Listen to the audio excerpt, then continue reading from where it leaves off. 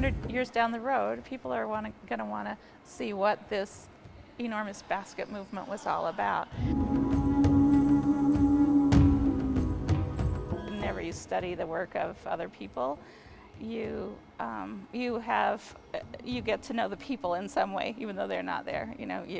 As someone who worked with my hands, I recognized the work of other people's hands, and it just became something have always been passionate about ever since.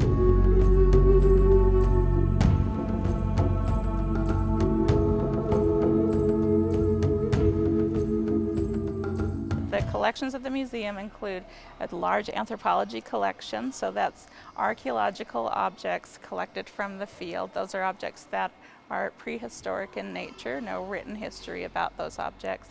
And they came from excavations of early, what you might think of as ancestral Pueblo, and you call it Anasazi or Fremont Indian culture. They're like a mirror of our own culture. All of them tell their own kinds of stories. Some of the baskets actually incorporate designs that tell the stories, which are sort of the center of the culture as well. And the use of those baskets hasn't changed. Navajos still use those baskets for their ceremonies all the time.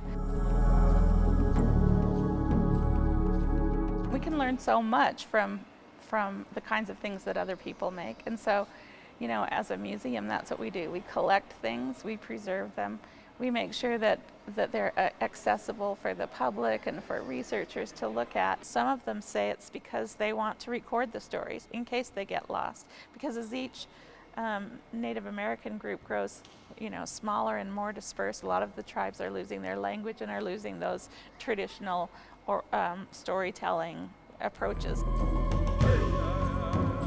We have the ethnographic collections, archaeological collections.